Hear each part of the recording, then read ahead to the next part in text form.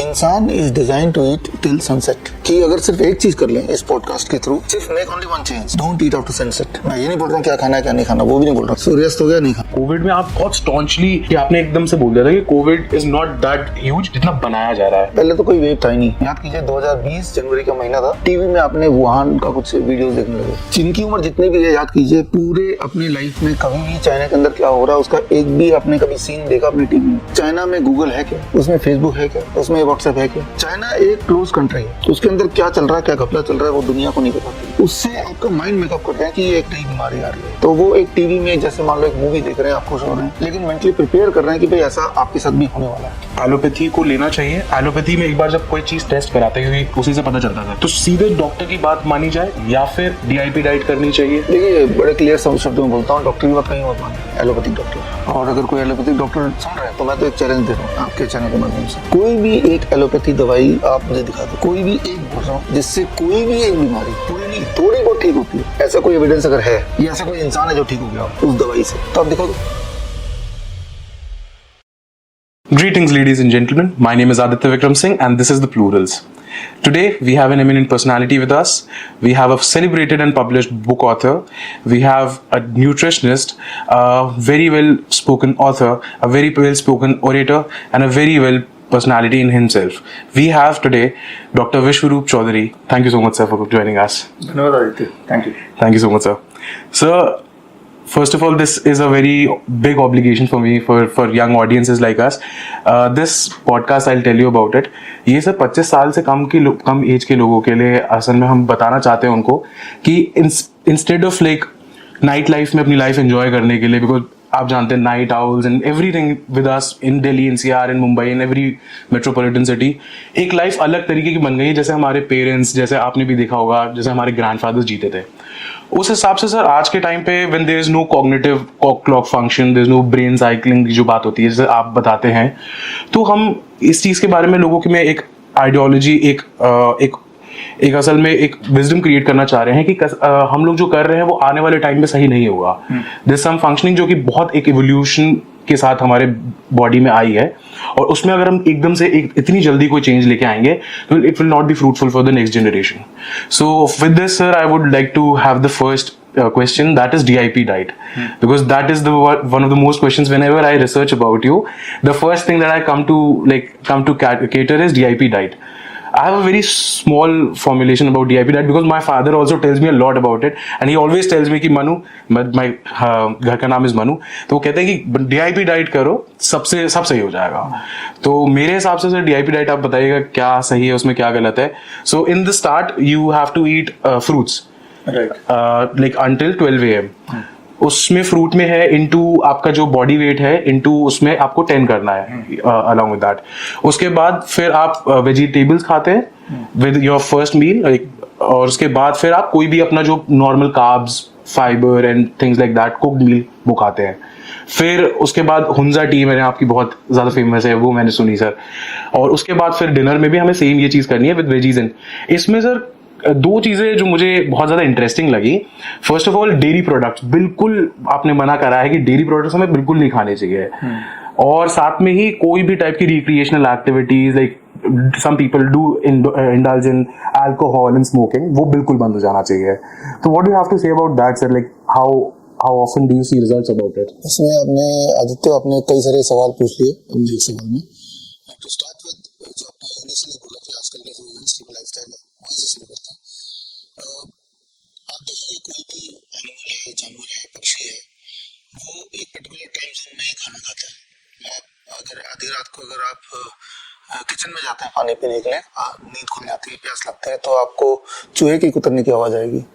चूहे is designed to eat when the sun is already set, right, रात को खाने के लिए। नॉकटर्नल एनिमल है, दिन में नहीं खाएगा। अगर आप बांध के रखेंगे उसको, कहीं कैद कर देंगे फिर तो कभी भी खाएगा, बट नॉर्मली नहीं।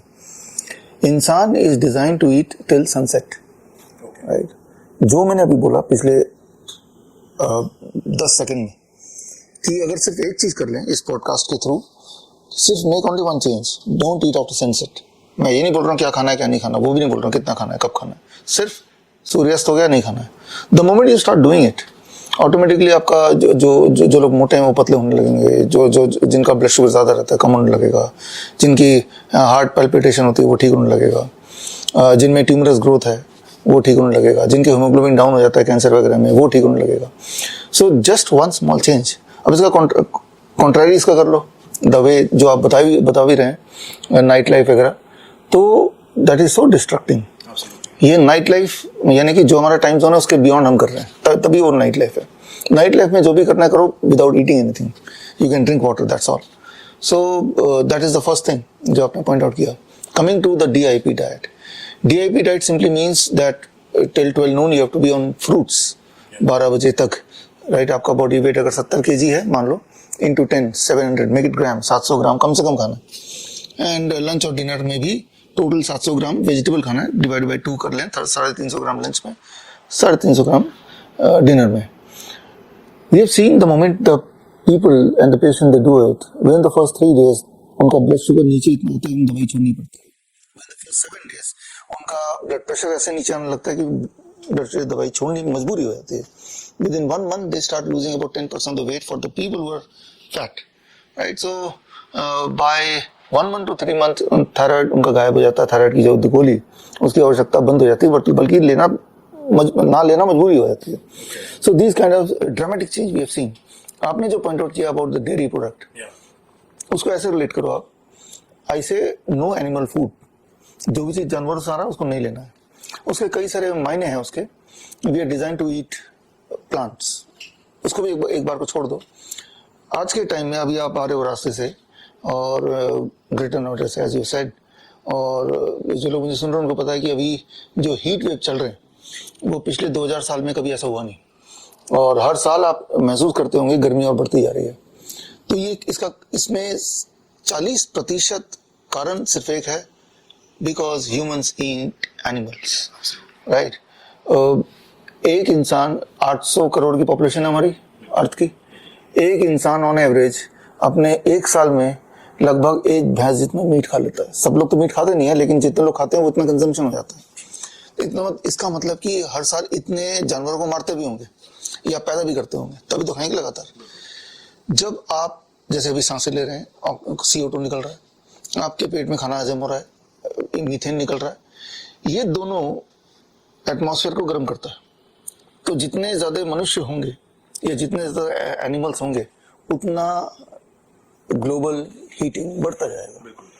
इंसान को हम कम कर नहीं सकते, एनिमल्स को कम कर सकते हैं. जो चीज हमारे बॉडी के लिए अच्छा है वही चीज इस अर्थ के लिए भी अच्छा है, और वही चीज बाकी एनिमल लाइफ स्टॉक के लिए भी अच्छा है. उनकी एक पेनफुल लाइफ अगर आप कभी देखें, जो लोग मुझे सुन रहे हैं और अगर वो बोलते हैं कि डेयरी प्रोडक्ट पीना चाहिए और मीट खाना चाहिए, मैं आपको चैलेंज करता हूँ, एक दिन आप किसी स्लॉटर हाउस में चले जाओ, उसके बाद से आपका खाना बंद हो जाएगा. एक दिन चले जाओ, right. Number 1. Number 2, dairy product. एक दिन आप देखो से वो जानवरों का बिहेवियर क्या है. आप उसके बछड़े को छुड़ा रहे हो, उसका हक छीन के तब वो दूध आप पी रहे हो, राइट. तो एथिकली तो ठीक है ही नहीं, बट बॉडी वाइज भी वो ठीक नहीं है. और उसका प्रूफ ये है, 3 दिन में प्रूफ आएगा. What have we just talked about the DIP diet. DIP diet तो अब इतना पॉपुलर है कि आप गूगल में सर्च करेंगे मिल जाएगा. If you do it for 3 days, 3 दिन के अंदर आपको उसका रिजल्ट दिखने लगेगा. सो आई चैलेंज एवरीबडी जो मुझे सुन रहे हैं, जस्ट फॉर 3 days, 3 दिन. हमारे 20 हॉस्पिटल है पूरे देश में, बाहर भी हैं 2-3 हॉस्पिटल है, मलेशिया में, वियतनाम में, नेपाल में. 3 दिन का कैंप में हम रखते हैं और DIP डाइट देते हैं. तो वो हैरान हो जाते हैं कि भाई ये मेरा ग्लूकोमीटर खराब हो गया क्या, मेरा BP का मॉनिटर ठीक नहीं चल रहा क्या. तो इतने ड्रास्टिक चेंज अगर 3 दिन में आ सकते हैं, आप बोलो कोई 3 महीने करेगा तो क्या होगा, 3 साल करेगा तो क्या होगा. So what is good for your health is good for the mother earth also, right. तो सारी चीज इंटरकनेक्टेड है. If you break the law of the nature, तो nature is going to punish you. अब वो माहौल हो गया है कि आप बिना AC गाड़ी नहीं चला सकते. याद कीजिए, आप तो अब शायद पैदा नहीं हुए थे, से ज्यादा नहीं 20-25 साल पहले गाड़ियों में AC होती नहीं थी. अगर किसी गाड़ी में AC है तो लिखा रहता था AC गाड़ी है ये, है ना. एक टाइम ऐसा था. लेकिन आप कोई इमेजिन कर सकता है बिना AC की गाड़ी चला ले इस मौसम में? नहीं सोच सकता. तो आप देखेंगे everything is interconnected. So to start with, you start with yourself. Change the diet. UN का जो अभी पिछले कुछ सालों से यही मुहिम चल रहा है कि लोगों को वेजिटेरियन बना दिया जाए, और हम तो वेजिटेरियन की बात भी नहीं कर रहे हैं, हम बात कर रहे हैं वीगन की। When you eat in raw, right, and when you stop the dairy product raw vegan, right, तो बॉडी की जो speed of recovery it becomes very very fast. जो अर्थराइटिस के पेशेंट जो लोग मुझे सुन रहे हैं, इट टेक्स 21 डेज, उनके जॉइंट पेन गायब हो जाते हैं। 21 डेज, 3 हफ्ते, राइट। अदरवाइज आप जिंदगी भर दवाई ले रहे हैं, देख ही रहे हैं आप, है ना। तो कई सारे रिप्रिकॉशन है by just changing the diet. जो DIP डाइट की हम बात कर रहे हैं, चाहे वो भारत सरकार हो, आयुष मिनिस्ट्री, नेपाल सरकार हो, health ministry, Malaysia, Lincoln university, the big university, सब जगह इसके क्लिनिकल ट्रायल भी हो चुके हैं। तो ऐसा नहीं कि वो हवा में बात है। When we started it about 14 years back, propagating the DIP diet, तब क्लिनिकल ट्रायल नहीं थे, लेकिन लाखों लोगों को रिजल्ट मिलने लगे। तो जब रिजल्ट मिलता है तो then the institution they become alert and they try to do the clinical trial to see the efficacy of the food or the drug whatever। तो अब तो क्लिनिकली प्रूवन है, और मैं तो बोलता हूँ प्रूफ छोड़िए, आप 3 दिन करके देखिए। जो लोग ये पॉडकास्ट सुन रहे हैं तो इसका बेनिफिट लेने के लिए start for 3 days and see the result, and if the result is there then you can prolong it। Absolutely. So, along with this question, one thing that I understood from you कि there is like हमें बहुत ज़्यादा एक तरीके से programme करा जा रहा है that you should be eating meat or dairy products to understand to get protein or minerals or vitamins। जैसे not in India but whenever like we go abroad हमें हमेशा ये चीज़ होता है कि if you eat beef तो उसमें आपको ज़्यादा क्रोमियम मिनरल्स और ये सब चीज़ें ज़्यादा मिलेंगी। वैसे मतलब सर दूसरी तरफ से हम जब देखते हैं, I also read about it कि जब हम किडनी या फिर लिवर फंक्शनिंग के हिसाब से देख रहे हैं तो there are a lot of things जो कि हम लोग यूजुअली खाते रहते हैं और वो असल में हमें बहुत धीरे धीरे धीरे करके बहुत जल्दी बीमार करने को तैयार है। तो इसमें सर कैसे कौन कौन से ऐसे प्रोडक्ट्स या फिर हम फूड्स हैं जो कि डेली हम यूज कर रहे हैं एज यूथ, जो कि आपको लगता है कि बिल्कुल ही खराब है? मतलब देखिए, टू स्टार्ट विद, जैसा आपने बताया अभी कि इस तरह का प्रोग्रामिंग की गई या एजुकेशन दिया गया कि high protein diet for example, ऐसे डाइट जिसमें बहुत ज़्यादा कैल्शियम हो, बहुत ज़्यादा कार्ब हो, तो जिससे बॉडी बनेगी, जो कि एनिमल में मिलता है, इस तरह का कुछ ना हो जाए, डेयरी में मिलता है। तो टेक इट दिस वे, मैं तो लोगों से ऐसा बोलता हूँ कि आपको मान लो हाई प्रोटीन डाइट चाहिए, तो जिसमें बहुत ज़्यादा प्रोटीन, तो दुनिया में सबसे ज़्यादा प्रोटीन किस चीज़ में है? आपके बालों में है, तो इट्स टोटली प्रोटीन। तो बालों को काट के आप फेंकते क्यों? आप उसका नूडल बना खा लो, तो आपको प्रोटीन ही मिल जाएगा। ना तो इंसान ना कोई जानवर बालों को खाता है। Similarly if you talk about high calcium food for example, दुनिया में सबसे ज़्यादा कैल्शियम के नाखून में है, तो नाखून आप काटते रहते हो, उसको इकट्ठा कर लो, उसका पाउडर बना दो, फिर उसका दूध में या किसी चीज़ में खोल के पानी पी जाओ।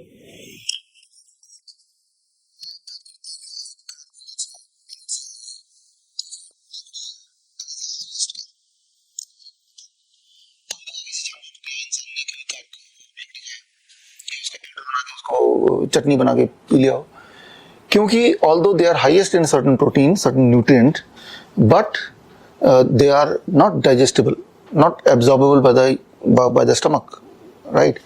तो अगर हम डिफाइन करें कि कोई भी ऐसी चीज खा लो जिसमें हाईएस्ट कैल्शियम, हाईएस्ट प्रोटीन हो, तो that is the incomplete definition. Definition should be highest calcium in absorbable form, highest protein in absorb form, वो प्रोटीन जो हाईएस्ट तो है लेकिन बॉडी जिसका यूटिलाइज भी कर पा रहा है, ना कि उसको, ना तो उसको फेंक पा रही, ना उसको स्टोर, ना उसको यूटिलाइज कर पा रही। That then what the body does, it stores it, that calcium becomes the stone, right. वही प्रोटीन बन जाता है ब्लॉकेज, राइट। तो बॉडी में जो ब्लॉकेज बन रहा है, स्टोन बन रहा है, वो कहाँ से आ रहा है? वो चीज जो बॉडी ना तो यूज कर पा रही है, ना उसे फेंक पा रही है, right. Coming to the animal as you pointed out, आप सोचिए जरा, दुनिया के ताकतवर और बड़े एनिमल के नाम गधा है, घोड़ा है, हाथी है, भैंस गाय है, इनके अंदर हाईएस्ट कैल्शियम, प्रोटीन, कार्ब कहाँ से आता है? क्या ये बहुत सारे दूध पीते होंगे? Definitely not. They are surviving only on plants, right. आप देखेंगे इस दुनिया में plant eater animals are the one जो सबसे ज्यादा बड़े हैं, जो सबसे ज्यादा ताकतवर हैं, जिनकी स्टेमिना सबसे ज्यादा है। एक शेर जो शिकार करने से पहले उसे पता है कि मैं 100 मीटर से आगे दौड़ नहीं सकता, तो हरिन के बहुत क्लोज पहुंचता है, चुपके चुपके चुपके, और फिर एकदम से अटैक करता है। एक हरिन वो पूरा दिन भी दौड़ सकता है, राइट, बट एक शेर, उसकी दौड़ने की लिमिट है। घोड़ा अगर वो दौड़ना उसे बांध करके दौड़ाएंगे नहीं तो वो बीमार पड़ जाएगा उल्टा, राइट। तो उनके अंदर स्टेमिना, उनके अंदर जो एनर्जी है, उनके अंदर जो पावर है, हाथी की पावर पता है हमें, गधे की पावर पता है हमें, ये सिर्फ प्लांट खा के तो आई है। इसका मतलब प्लांट के अंदर सब कुछ होगा। प्लांट के अंदर फॉर एग्जांपल आपने पूछा कैल्शियम की बात अगर करते हैं, green vegetables, green leaves, highest protein, highest calcium in absorbable form, nuts, sprouts, right, that is having the all kind of nutrient in absorbable form. Absorbable form को एक बीच में डाल दो तो आपका ध्यान ऑटोमेटिकली प्लांट पे जाएगा, राइट, कि वो जो भी आप ले रहे हैं वो एब्जॉर्ब हो रहा है, ना कि बॉडी में स्टॉक हो रहा है, स्टोर हो रहा है, राइट। सो एंड इसके अलावा भी मैं ऐसे ही बोल रहा हूँ इसको, जो लोग जिम जाते हैं वो ये करके देख सकते हैं। जिम जाते हैं, जाहिर सी बात है आप प्रोटीन शेक लेते होंगे, आप बहुत सारा डेयरी प्रोडक्ट लेते होंगे। मेरे बोलने पे फॉर से 2 weeks you be on a DIP diet, kind of diet, जहाँ पे आपने प्रोटीन शेक भी नहीं लेना है, डेयरी प्रोडक्ट भी नहीं लेना है, खूब सारा fruits and vegetable, eating like an elephant. 21 दिन बाद अब आप अपने आप को कंपेयर करो, जितना वेट आप पहले उठाते थे क्या उससे ज्यादा वेट उठा पा रहे हैं? जितनी स्टेमिना पहले थी क्या उससे ज्यादा स्टेमिना है? होता क्या है कि यू बिकम लीन, आप लीन एंड स्ट्रांग बन जाते हैं, राइट। आप बल्कि नहीं रहेंगे इसमें, but lean and strong, that is what is needed, right. आप कोई भी पहलवान ले लो, आप जिम में चले जाओ, जो आपको सबसे पहलवान लगे, प्रोटीन शेक पीता हो, उसे पकड़ो, राइट, और बोलो जरा 100 मीटर दौड़ के देखा, वो हाफ जाएगा पूरी तरह, दौड़ेगा ही नहीं, पहली बात तो करके देखना। ये वाला पहलवानों को डिसाइड करें फॉर 21 days, हमने ऑल दिस चीजें जो मैंने बताया, अब देखना वो थोड़ा लीन दिखेगा, बट उसकी capacity to take the power, capacity to increase. तो आपको ये डिसाइड करना है कि आप चाहते हैं, अगर तो बल्कि दिखना चाहते हैं दिखने के लिए, तब तो जो आप कर रहे हो ठीक है, बट उसके कॉस्ट ऑफ मनी होती है। आपने शायद किसी भी बॉडी बिल्डर की जो आखिरी लाइफ देखी नहीं, जैसे बॉडी बिल्डर सुनते हैं हमें आर्नोल्ड का दिमाग में आता है, हाँ, इस तरह के बहुत सारे हैं, उनकी लास्ट लाइफ आप देखेंगे तो बड़ा पैथेटिक होता है, राइट। दुनिया में वो ग्लैमर वो मेंटेन करने की कोशिश करते हैं, बट अगर उनकी जिंदगी में देखेंगे उनकी बीमारियां, राइट, वो खलील को देख लो, राइट, उनको भी अगर चलना हो तो 2 लोगों को लेके चलना पड़ता है ना। तो ऐसे बहुत सारे एग्जांपल्स हैं।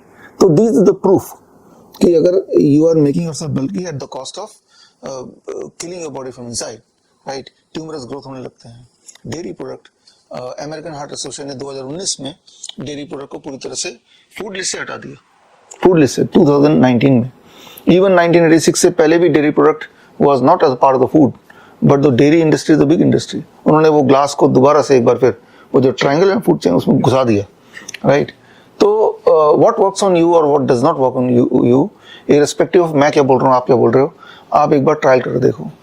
मैं तो बोलता हूँ कि जिंदगी भर आपने डेयरी प्रोडक्ट लिया है तो अगर 2-4 दिन, 7 दिन, 10 दिन नहीं भी लेंगे तो कोई हड्डियां पिघल के तो जान नहीं वाली। तो बल्कि इसलिए आप एक बार चैलेंज लेके देखो, चलो for few days I will stop all kind of animal food and then I will check my stamina, then I will check my endurance and then I will decide what is good for us to end it.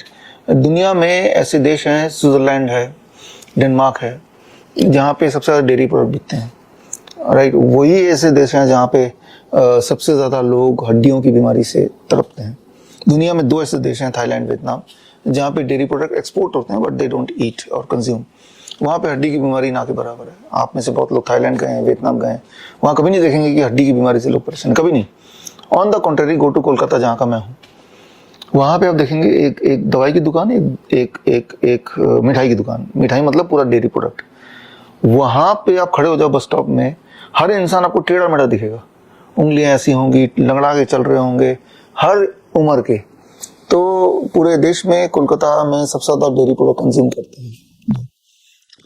Dairy product से आपकी हड्डियां मजबूत होती तो वो लोग क्यों नहीं मजबूत है? Personally if I talk of me, आपके तो पिताजी को पता है 20 साल पहले हम लोग जब साथ थे तो एनिमल फूड, चिकन, ये सब बहुत ज्यादा हमने खाया मिलके।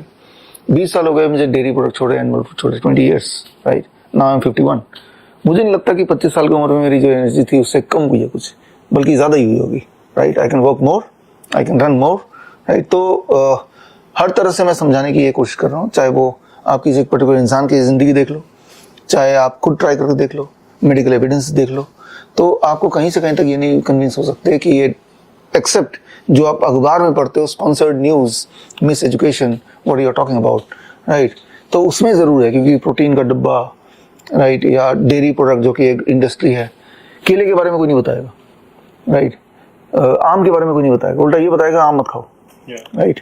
उल्टा ये बताएगा नारियल पानी मत पियो, राइट। तो क्योंकि उसको बैक करने वाला कोई इंडस्ट्री नहीं है, वो बेचारा ऐसे ही लटका रहता है पेड़ में, है ना। तो इसको समझना होगा। समझने का बेस्ट तरीका है you try on yourself for few days and you will see the change. True sir, I totally understand this. Also अभी आपने जैसे बोला कि कोई बैकिंग इंडस्ट्री नहीं है, अनदर थिंग जिसकी एक बैकिंग इंडस्ट्री है दैट इज द डिजीजेज, जो कि यूजुअली सबको आजकल मतलब किसी ना किसी को कोई ना कोई डिसऑर्डर, ऑटो इम्यून डिसऑर्डर कह दें या कोई भी पर्टिकुलर डिजीज कह दें, an number of people, type 1 diabetes, thyroid disorder और LFT KFT के कोई प्रॉब्लम्स, कुछ ना कुछ ऐसा होता रहता है।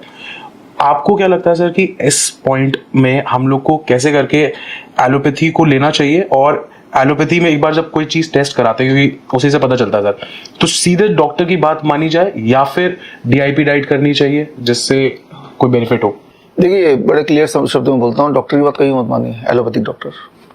और अगर कोई एलोपैथिक डॉक्टर सुन रहे हैं तो मैं तो एक चैलेंज दे रहा हूँ आपके चैनल के माध्यम से, कोई भी एक एलोपैथी दवाई आप मुझे दिखा दो, कोई भी एक बोल रहा हूँ, जिससे कोई भी एक बीमारी पूरी नहीं थोड़ी बहुत ठीक होती हो।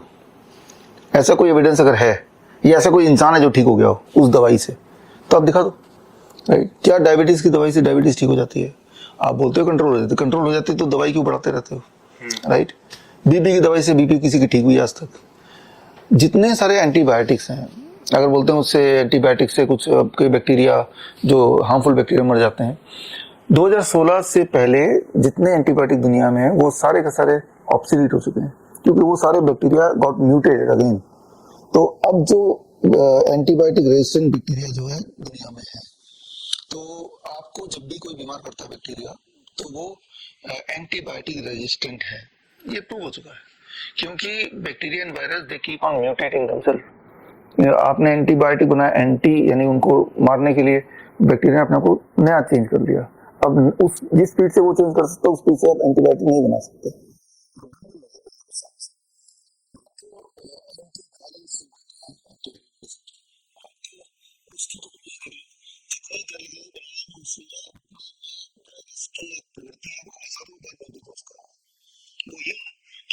आपके सामने भालू आ रहा है, आपने बंदूक तख्ता उठाया, उसको मारने के लिए एम किया, भालू एक मच्छर बन गया, तो बंदूक से एक मच्छर नहीं मरेगा।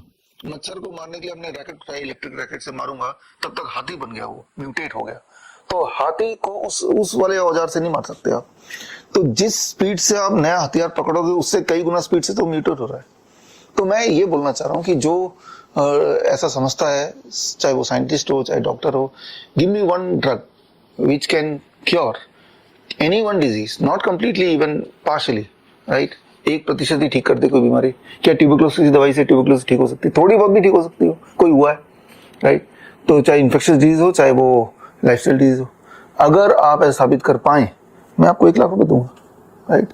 सो वो एक ओपन चैलेंज हो सकता है, दोबारा द प्लूरल्स में आ सकते हैं, जैसे आप बैठे हुए बैठ सकते हैं, we can have a debate, right. आपने एविडेंस लाके दो, मैं अपना एविडेंस दूंगा, राइट। तो डॉक्टर की बात कभी मत मानिए, that is profit centric, that is not patient centric. जिन्होंने मानी है, क्या उससे वो ठीक हो गए?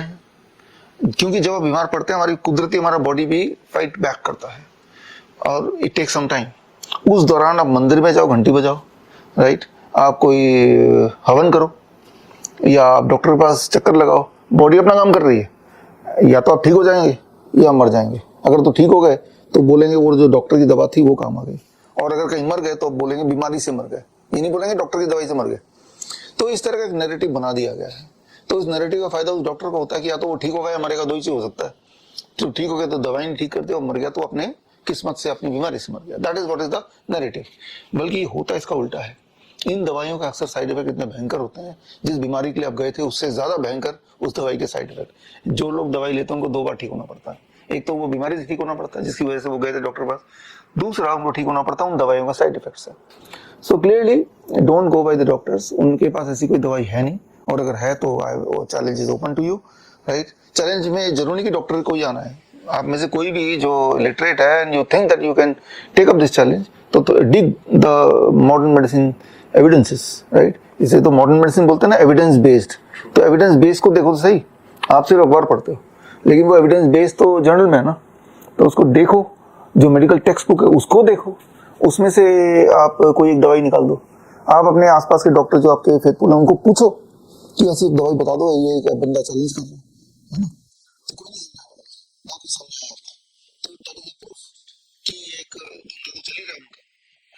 हम 1947 से पहले अंग्रेजों के गुलाम थे, अब अंग्रेजी दवा के गुलाम है ना। तो चल रहा है वो चल रहा है because you are not aware, यही है। जैसे सर आप कहते हैं कि this one thing called as Hippocratic oath, जिसमें कि हम कोई भी डॉक्टर किसी को मना नहीं कर सकता है। But another thing that I have spoken to a lot of doctors when they say कि never get any personal relationship with the patient. Do not feel personally with them. Do not have any kind of sympathy for them. But on the other hand, when I read about you, आपने कई दफ़ा ऐसा बोला है कि आपके पास कोई आता है तब आप सोचते हैं कि ये मेरा बेटा हो सकता था या ये मेरे पेरेंट्स हो सकते थे। Where does the difference lie आपके हिसाब से? देखिए, मैं हमेशा बोलता हूँ कि love and compassion that heels, right. Love and compassion, किसी को अगर प्यार से बात करेंगे तो उसकी हीलिंग इफेक्ट शुरू हो जाएगी। याद कीजिए वो समय 2020 का कि क्वारंटाइन कर देते हैं, है ना। किसी को अलग थलग कर दीजिए, तो हेल्दी से हेल्दी इंसान को अलग थलग कर दीजिए तो थोड़े दिन में वो बीमार पड़ने लगेगा। ये एक human touch, right, that plays a very very important role in healing. ये इतना इंपॉर्टेंट है कि नासा के साइंटिस्ट जब ये स्पेस क्राफ्ट में एस्ट्रोनॉट को भेजते हैं, एशिया का जो पहला एस्ट्रोनॉट है जो पहली बार स्पेस में एशिया में गए, एशियन कॉन्टिनेंट में, उनका नाम है लेफ्टिनेंट, वो तो इंडिया के हैं, उससे भी पहले जो गए lieutenant general Pham Thuan, right, Vietnam के, वो मेरे मित्र हैं, ठीक है ना। तो उन्होंने इस पे रिसर्च किया कि एस्ट्रोनॉट जब बाहर जाते हैं और इंसानियत से दूर हो जाते हैं, they start becoming sick, right. इसलिए उनको जल्दी आना पड़ेगा। Human touch is important, right. Human touch, human emotion नहीं होंगे तो person becomes, they start dying, right. तो ये तो साइंटिफिक है, राइट। तो इसका विपरीत जो आप बोल रहे हैं कि पेशेंट से कोई इमोशन मत रखो, सही बात है। उसको जब पता है कि जो मैं दे रहा हूँ उसको नुकसान होने वाला है तो इमोशन नहीं रखेगा, तभी वो दे पाएगा। उसको बोल रहे हैं कि हम सर्जरी कर देंगे और 5 लाख रुपए लाओ, पता उसकी हालत ख़राब है, तब भी पैसे से हालत ख़राब है, वो ये तभी बोल पाएगा जब वो इमोशन नहीं रखेगा। तो ही इज़ एजुकेटेड इन अ वे। आप देखो ना, ये जो 5 साल की पढ़ाई होती है, वो पढ़ाई तो ड्रग की होती है, कौन सा ड्रग देना है। वो इस चीज़ की नहीं होती कि इंसान को हेल्दी कैसे बनाया जाए, उसकी नहीं होती, न्यूट्रिशन की नहीं होती, बॉडी का साइंस कैसे काम करता है, बिल्कुल नहीं होती ही नहीं है तो आप बता दो कौन से चैप्टर में कहाँ पे है ही नहीं।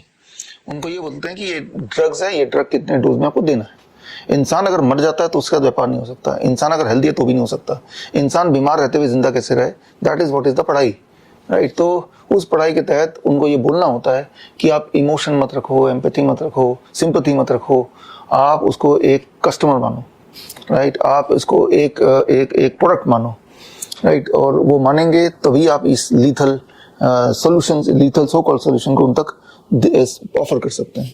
That is the truth, right. और ये जो मैं बोल रहा हूँ, I am sure that the audience able to relate. आप किसी नेचुरोपैथ के पास जाएंगे, आयुर्वेद के पास जाएंगे, होम्योपैथिक डॉक्टर के पास जाएंगे तो देखेंगे वो बहुत ज़्यादा बात करेंगे, आपको समझाएंगे। लेकिन when you indulge in allopathic doctor, he will give you 1 minute, right. वो जैसे ही आपको देखेगा, उसके देखने का स्टाइल ही ऐसा होगा, आप कुछ बोल ही नहीं पाएंगे उनको ना। तो ये इशारा से बताया जाता है कि भाई you are nothing to us, right. ऐसे इंसान के पास जा रहे हैं जो जिसके लिए आप कुछ इंपॉर्टेंट ही नहीं है, तो आपको कैसे हील कर सकता है। एक बच्चा रोता है काफी ज्यादा, राइट, कोई भी उसको चुप नहीं करा पा रहा है, जैसे वो माँ के गोद में आता है रोना गायब हो जाता है ना उसका, राइट। 1 सेकंड में गायब हो जाता है, वो हंसने लगता है। तो इमोशंस, लव, कंपैशन, इसको अगर हटा देंगे, इसको काट देंगे तो इंसानियत में बीमारियां आती हैं, इसको जोड़ लेंगे, इंसान ठीक होने लगता है। ऑल्सो सर, अभी आपने जैसे ह्यूमन रिलेशनशिप के बारे में बात करी, तो एक नया टर्म बना था which is called as social recession, जो कि कोविड के टाइम पे 2020 के बाद काफी फेमस हुआ था because of the lockdown and stuff.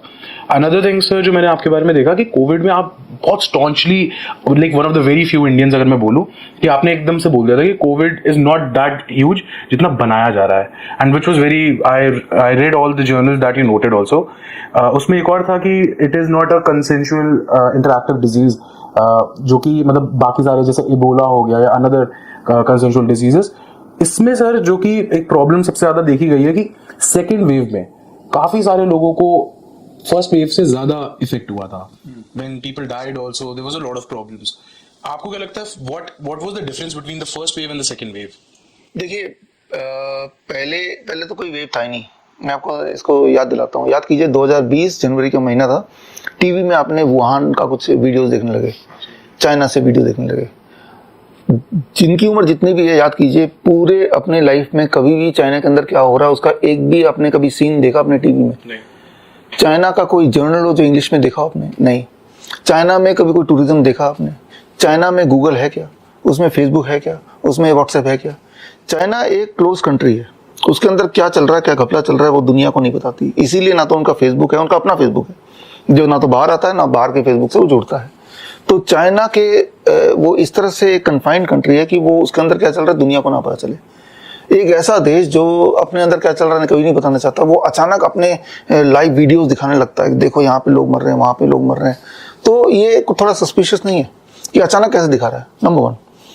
और उससे आपका माइंड मेकअप कर रहे हैं कि ये एक नई बीमारी आ रही है। तो वो एक टीवी में जैसे मान लो एक मूवी देख रहे हैं, आप खुश हो रहे हैं, लेकिन मेंटली प्रिपेयर कर रहे हैं कि भाई ऐसा आपके साथ भी होने वाला है, राइट। तो कि जो इवेंचुअली आपने देखा। मैंने किताब रिलीज की कोरोना षड्यंत्र से समाधान तक, ये 2020 अगस्त में रिलीज की। इस किताब में आप देखेंगे कि जिस दौरान हमारा लॉकडाउन था उसी दौरान वुहान के अंदर 40,000 लोगों का कॉन्सर्ट था, 40,000 people in one stadium concert Wuhan के अंदर ही, राइट। कोई मास्क नहीं, कुछ नहीं, no social distance whatever, right. वो कंसर्ट की फोटोज मैंने डाली with all the links, right. तो दुनिया को बेवकूफ़ बनाने के लिए प्री प्लान तरीके से वो आपके दिमाग में डाल दिया, दिमाग भर गया। अब मीडिया ने वो दिखाना शुरू कर दिया और फिर हर साल बुखार आता है। अभी भी कई लोग बुखार में पीड़ित हैं, बुखार जुकाम, हर बुखार को बोल दिया कि भाई ये तो कोरोना है फॉर एग्जाम्पल, और उसको क्वारंटाइन करना है। आप किसी को बोले चीखते कि भाई ये तो बुखार नहीं है, कोरोना है, आपको क्वारंटाइन करना है, वो तो जैसे किसी को बोलते हैं आपको कैंसर हो गया, चाहे वो झूठी बोलो, तो एकदम से उसका तो आधी हेल्थ तो वहीं चली जाएगी, आधी जिंदगी वो उसका जो उसकी स्पिरिट वहीं खत्म हो जाती है, राइट। तो एक डर का माहौल फैलाया है। याद कीजिए वो पीपी किट जिसे बोलते हैं, कितना भूत की तरह लगता है। क्या आपको लगता है लॉजिकली, आपने अगर 8वीं पढ़ी है, कि क्या वायरस को इस तरह से रोका जा सकता है, मास्क पट्टी से रोका जा सकता है? अगर आपने 8वीं पढ़ी है, क्या आपको पता है कि डेड बॉडी जो होती है वो बोल नहीं सकता, सूंघ नहीं सकता, ब्रीथ नहीं कर सकता, क्या उससे इंफेक्शन स्प्रेड होती है? 8वीं की क्लास अगर आपने पढ़ी है, dead body like stone, it can not spread anything. लेकिन उस वक्त आपने देखा कि डेड बॉडी को नहीं देंगे, कोई देखेगा नहीं, और उसको हम खुद ही उसको डिस्पोज कर देंगे, ये सब चीज़ तो आप मान भी गए। तो वो मान गए, जो लोग पढ़े लिखे नहीं है वो फिर भी लॉजिकल है कि उनको कुछ नहीं पता चल रहा, लेकिन जो पढ़े लिखे हैं वो ही मान गए, राइट। तो अब आप अगर इफ यू गो बैक तो यू नो कि भाई ये कितना मजाकिया हो रहा था। रहा सवाल coming to first wave and second wave, first जिसे वेव बोला जाता है उसमें लोग फिर भी नहीं डर रहे थे, वो मस्ती ले रहे थे, मजे ले रहे थे, चलो भाई घर में बंद करने, नौकरी पैसे आ रहे हैं और घर में बंद, थोड़े दिन मिल रहा है आराम से, टीवी में जो भी देख रहे हैं जैसे एक हॉरर मूवी की तरह देख रहे थे, बट उनके अंदर उतना डर पैदा नहीं हो पा रहा था। फिर क्या खेल खेला कि भाई एक मेडिसिन लॉन्च कर दिया, remdesivir, that was banned already, क्योंकि उसको लगाते ही इंसान या तो बहुत बीमार पड़ जाता है, मर जाता है, इसीलिए बैन है। आप गूगल कीजिए थोड़ा सा, इसका इतिहास देखिए। तो उसको ऐसे लॉन्च कर दिया जैसे कि अमृत आ गया, इसको लगाते ही इंसान ठीक हो जाएगा। और जो भी खांसी जुकाम बुखार से आता या जो भी किसी तरह से हॉस्पिटल किसी और वजह से आता, तो पहले तो आपका कोरोना टेस्ट होगा, उसमें पॉजिटिव आ ही जाना है, उसका एक अलग खेल है।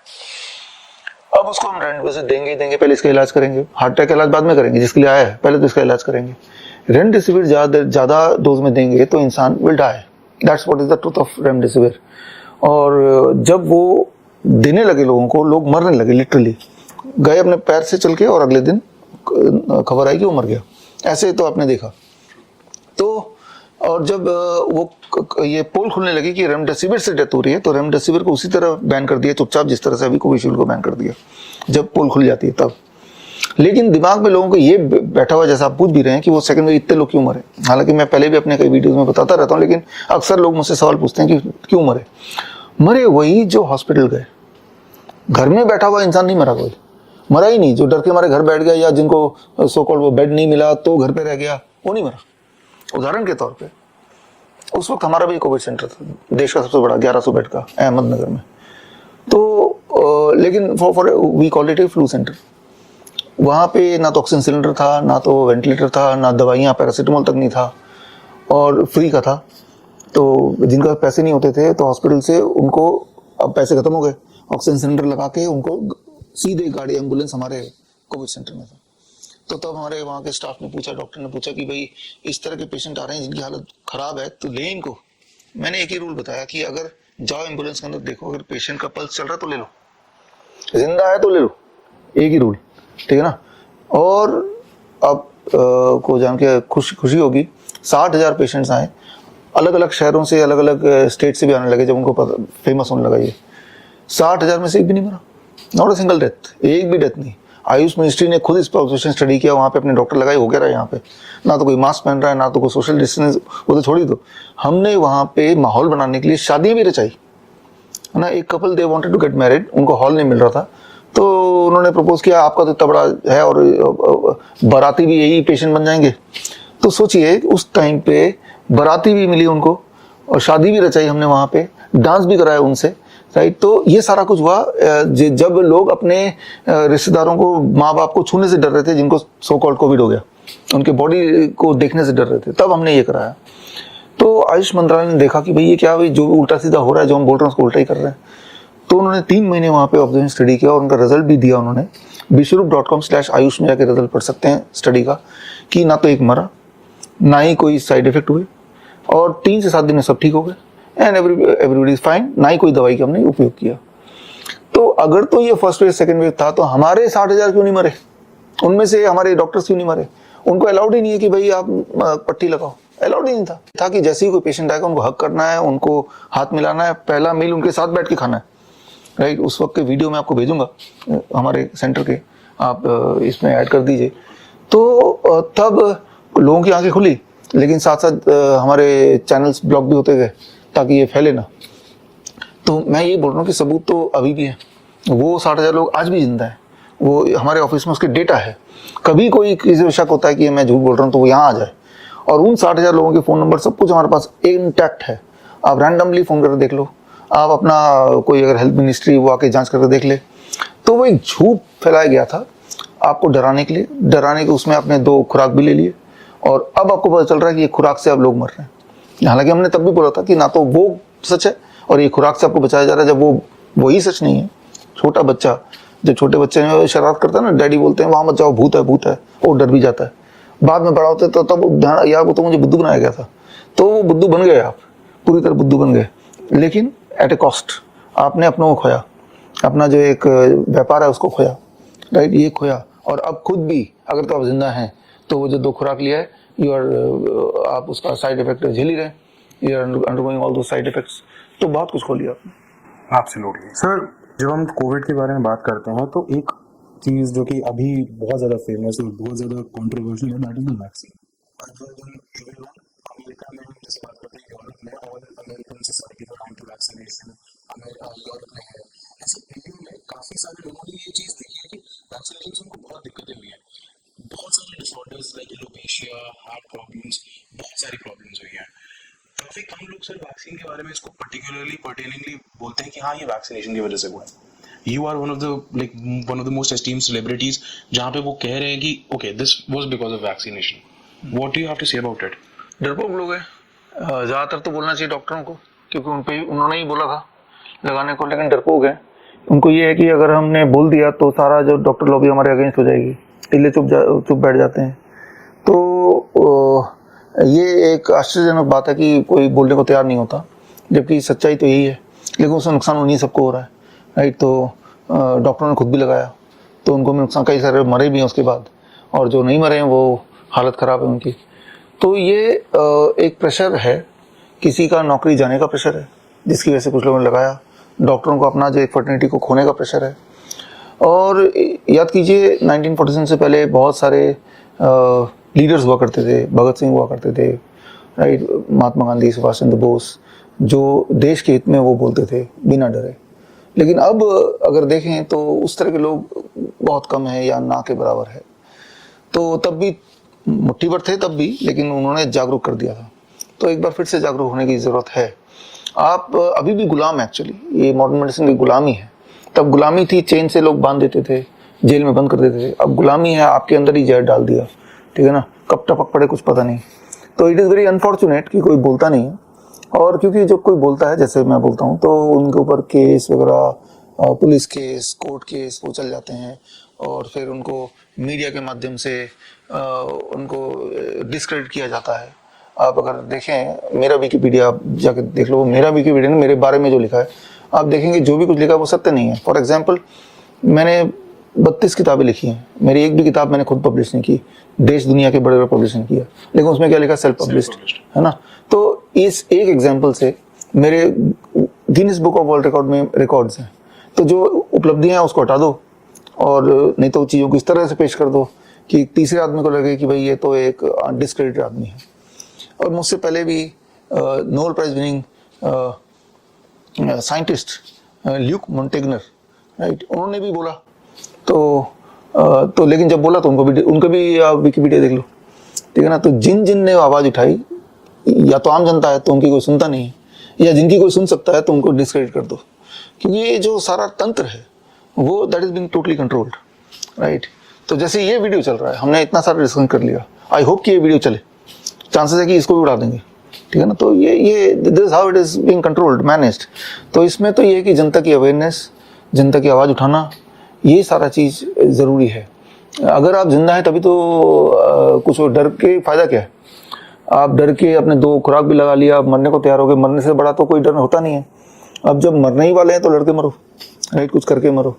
तो मैं ये बोलना चाह रहा हूँ कि जितना आप डरेंगे, जितना आप चुप रहेंगे, वो नुकसान आप ही का होना है। So one thing I've understood with your graph of life is that you are against mafia, whether it comes to animal meat industry mafia, whether it comes to allopathy mafia, whether it comes to surgical heart related or dialysis as you say. The other mafia जो कि मैंने एक बार चीज पढ़ी is your case with Karan Johar. वो what is that? I बिल्कुल, क्योंकि मेरे को बिल्कुल समझ में नहीं आया what was that case. देखिए, उस वक्त 2007 की बात है, मैं और आपके पिताजी अजीत जी, हम लोग साथ थे। वी वांटेड टू मेक, हमारी दूसरी मूवी थी वो, कभी अलविदा ना कहना। ये टाइटल हमने रजिस्टर किया, उसके गाने हमने बनवाए, Kumar Sanu was the singer, ठीक है ना। और उसके ऊपर शूटिंग के लिए बात चल रही थी। तो उसके बाद कभी अलविदा ना कहना का प्रोमोज आने शुरू हो गए, करण जौहर वाला। तो हमें लगा ये नाम तो हमारा रजिस्टर्ड है, तो that was a court case. Simply हमने अपना नाम को क्लेम किया, उन्होंने अपने नाम को क्लेम किया। हम लोग आपस में जानते नहीं करण जौहर कौन है, अदरवाइज, या वो हमें नहीं जानते। तो that was a court case, that was a legal battle. Court ने बोला कि अगर आपकी मूवी तैयार है फिर हम नाम आपको दे देंगे, और अनफॉर्चुनेटली हमारी मूवी तैयार नहीं थी, शुरू किया हमने। तो that was a court case only, nothing more than that. फिर उनके हक में चला गया, बिकॉज कोर्ट ने बोला अब दे दो movie, which we could not produce, we could produce only the song, right. तो चलता रहता वो तो। Thank you so much, sir, for like one last question I want to have is about HIMSS. What is your ideology? What is your vision and mission for the country with HIMSS? देखिए, hymns का मतलब है hospital and institute of integrated medical sciences. Hospital and institute, institute मतलब training centre. Hymns एक hospital ही नहीं है, hymns एक training centre भी है। वहाँ पे अगर आप कभी आएँ, आप देखेंगे जितने पेशेंट आते हैं, पेशेंट अगर ज़्यादा सिक है तो उसके जो केयर टेकर है उनको हम हर दिन 2 घंटे की ऑन एवरेज ट्रेनिंग देते हैं कि हम जो भी हम इलाज कर रहे हैं वो क्यों कर रहे हैं, कैसे कर रहे हैं, साइंटिफिक एविडेंस क्या है। इस तरह से हम ट्रेन कर रहे हैं कि ताकि वो घर जाने के बाद उस तरह की प्रॉब्लम के लिए दोबारा हमारे पास या किसी के पास ना जाएं, खुद ही अपने आप को अपना एक पोर्टेबल हिम्स घर पे ही खोल ले। तो जब हिम्स नहीं था तब लोग बोलते थे कि यूट्यूब में और वैसे भाषण देने से तो देना तो बड़ा आसान है, अगर कोई इमरजेंसी पेशेंट आ जाए उसको ठीक करके दिखाओ, ऐसा इस तरह के कमेंट आते थे कि सिर्फ आप अपना एक वो कर रहे, आप कुछ करके दिखाओ। तो फिर हमने सोचा कि चलो एक हिम्स ग्रुप ऑफ 20 हॉस्पिटल्स हमारे देश में, और यहाँ पे आप देखेंगे 90% पेशेंट ऑफ द अपने टर्मिनली इल स्टेज पे आते हैं, आखिरी स्टेज पे आते हैं, और आखिरी स्टेज कैंसर, आखिरी स्टेज क्रॉनिक किडनी डिजीज, ये सब के आते हैं, उनको हम ठीक करके भेजते हैं। व्हील चेयर पे आते हैं उनको हम ठीक करके भेजते हैं, और पैरालिसिस पे पेशेंट आते हैं उनको ठीक करके भेजते हैं। तो हम एक मॉडल सेट करना चाह रहे थे या चाह रहे हैं कि आपको ये बताना कि ठीक करने, इलाज करने के और तरीके भी हो सकते हैं, वो बड़ा सिंपल हो सकता है बट पावरफुल भी हो सकता है। और हम ये उम्मीद करते हैं कि लोग हमारे, मैं तो बोल रहा हूँ आपको कि हमारे हॉस्पिटल भी आने की जरूरत नहीं है। ये पहली बात तो, if you are sick of any disease start with DIP diet, और उसके बाद भी आप ठीक नहीं होते तो और भी हमारे प्रोटोकॉल्स हैं जो हमारे सोशल मीडिया में करेंगे तो मिल जाएगा। And start helping yourself, cure yourself, right. तो ये मैसेज को लोगों तक पहुंचाने के लिए अभी हम हिम्स के पोर्टेबल मॉडल गाँव-गाँव में खोल रहे हैं। आप अगर कल आएंगे, 3 दिन का कैंप वहाँ पे गाँव से, लाडवा यहाँ पे गाँव है एक, वहाँ से भी लोग आ रहे हैं कि उनको हम ट्रेन कर रहे हैं, गाँव वालों को, कि आप अपने वहाँ पे 4 कमरे लेके, फंडेड बाय गाँव वाले, 2 डॉक्टर्स लेके, चाहे वो डॉक्टर बाय पेशा ना हो, जिनको जानकारी हो बायोलॉजी थोड़ी बहुत, उनको हम ट्रेन करना शुरू कर दिया। और सारे अपने ही उसमें सेल्फ, मतलब गाँव वाले इसको चला रहे हैं हॉस्पिटल में, और गाँव वाले वहाँ पे भर्ती हो रहे हैं, तो सारा कुछ इनबिल्ट, मतलब सेल्फ सफिशिएंट है ना। तो एक उदाहरण देना चाहता कि be your own doctor, be self sufficient. अपने इलाज के लिए, अपने हेल्थ के लिए किसी और पे निर्भर होंगे तो लूटने का चांस ज्यादा है, जो आपने देखा भी है, राइट। जब भी आप एलोपैथी हॉस्पिटल जाते हो, मैं तो ये बोलता हूँ, आप यूं इमेजिन करो कि आप गब्बर गड्ढे में चले गए। अब गब्बर गड्ढे में जाएंगे, कुछ ना कुछ तो लूटना ही है। गब्बर तो बेचारा सिर्फ लूटेगा, ये तो भाई काट पीट करके वो हो सकता है आप वापस आए कि ना आए। हमने एक किताब में निकाली थी, मेरी जो पहली किताब थी, बाबा रामदेव ने इसको रिलीज किया था, हॉस्पिटल से जिंदा कैसे लौटे। पहले सुनते ही लोगों को हंसी आती है एक तो नाम से, लेकिन जब थोड़ा गहराई से सोचते हैं तो लगता बात तो सही है कि जा तो रहे हैं अपने पैरों पे, लेकिन आ रहे हैं या तो स्ट्रेचर पे आ रहे हैं, व्हील चेयर पे आ रहे हैं, या आ ही नहीं रहे वापस। ये सब हमने पिछले 4 साल में देखा। ये किताब आज से 10 साल पहले लॉन्च किया था हमने, तो वो आज भी उतना सत्य है। तो सोल्यूशन क्या है? बी योर ओन डॉक्टर, और उसके लिए आप ट्रेनिंग लो। ट्रेनिंग जैसे ये जो हमने बातचीत की, इससे भी अपने कई सारे इनपुट मिले ही होंगे। तो हर दिन थोड़ा थोड़ा अपने आप को एनरिच करो, so that you can help yourself whenever you are sick. Absolutely. One last thing, sir. Everyone says कि आयुर्वेदा या फिर कोई भी ऐसी एलोपैथी के सिवा चीजें प्रिवेंशन के लिए बेटर है, क्योर के टाइम पे आपको एलोपैथी जाना पड़ेगा। ये एक चीज है जो कि कॉमन डिस्कोर्स में है। तब तक सब चीजें वो ट्राई करेंगे और जब कुछ हो जाएगा तब वो विश्वास नहीं करते किसी और चीज पे। ऐसे लोगों के लिए what do you want to say? देखिए, अभी तो उल्टा ही हो रहा है। हमारे हॉस्पिटल में आइए, सारा कुछ फेल हो गया, वो डायलिसिस पे आ गया, वो भी फेल हो रहा है, उसको ट्रांसप्लांट के लिए किडनी नहीं मिल रही, तब वो आते हैं। राइट, जब डॉक्टर्स ने हाथ खड़े कर दिया, अब ले जाओ उनको सेवा करो, तब वो आते हैं। अब ये एक तो उल्टा ट्रेंड शुरू हो गया, राइट, नंबर 1। नंबर 2, जो लोग बोलते हैं कि क्योर के लिए एलोपैथी लास्ट रिजॉर्ट है, या इमरजेंसी है तो एलोपैथी जाना पड़ेगा, ऐसा नहीं है। आप हमारे हॉस्पिटल जाएंगे तो वो एक आप देख लेंगे, आपको दिख जाएगा कि इमरजेंसी है तो ऑप्शंस हैं। लेकिन आप भारत में, बाकी देशों में ऐसा ही है कुछ, जो हेल्थ बजट का 98% एलोपैथी को दिया जाता है, 2% आयुष को दिया जाता है। उसमें भी थोड़ा होम्योपैथी, थोड़ा नेचुरोपैथी ऐसे दिया जाता है।